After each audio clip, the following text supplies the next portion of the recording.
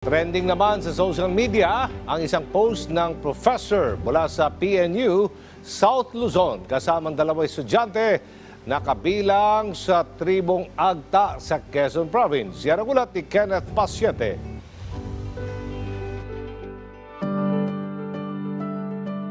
Nag-viral sa social media ang Facebook post na ito noong January 29 ng Philippine National University Professor South Luzon Campus na si Roel Avila. Sa litrato, makikitang napapagitnaan siya ng magpinsang sina Janeth at Dalia na mula sa tribong Agta sa Quezon Province. Ikinatuwa niya kasing makitang nagsusumikap na makatapos ng pag-aaral ang magpinsan kahit may pamilya at anak na at salat sa buhay. Marami ang naantig ang puso at bumuhos ang tulong kina Janeth at Dalia.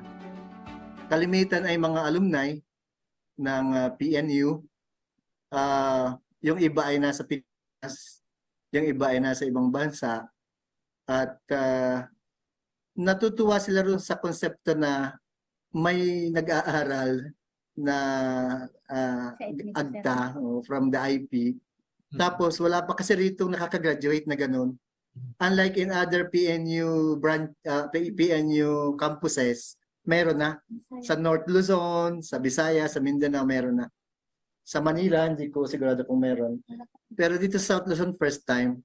Kaya ang ganda ng konsepto na sila'y makakatapos, makakapagturo doon sa kanilang tribo, at sigurado pag sila ay nakapasok na sumaysweldo na, makakapagpaaral ng mga anak ito.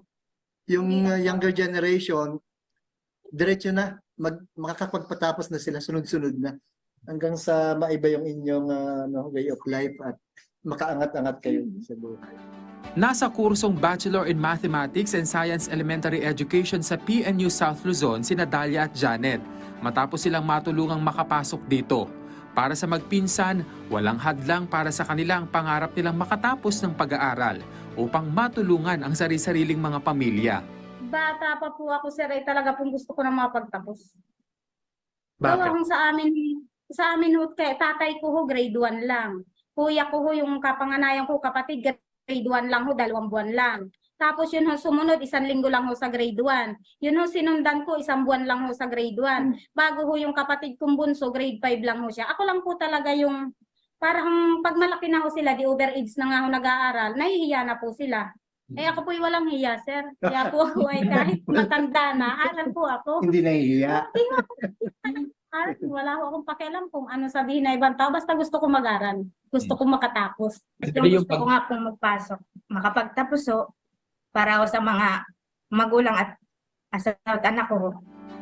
Gaya ng ibang estudyante, nahihirapan man sa ilan nilang asignatura, sinisikap naman daw nilang pagbutihin pa ang pag-aaral, lalo na't nais din nilang maging inspirasyon at makatulong sa kanilang tribo, lalo na sa mga bata oras na sila ay makagraduate.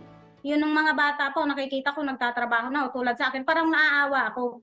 Bakit, sabi ko, bakit hindi isang halimbawa kung halimbawang ako makatapos, yun ng mga huling henerasyon, hindi na ako magtatrabaho agad pagkatapos ng grade 6. Yun ang nangyayari, sir. Pagkatapos nila ng grade 6, ayaw na nilang mag-high school. Trabaho na.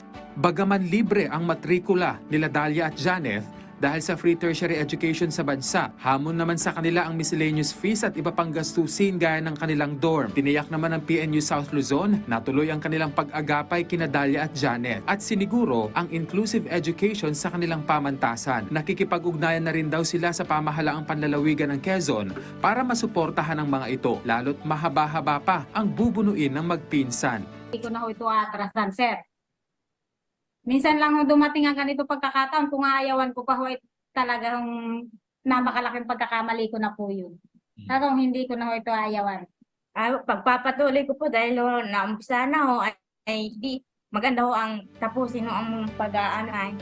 Sa mga nais magpaabot ng tulong kina Dalia at Janeth, kontakin lamang ang numerong makikita sa inyong screen. Kenneth Pasyente para sa Pambansang TV sa Bagong Pilipinas.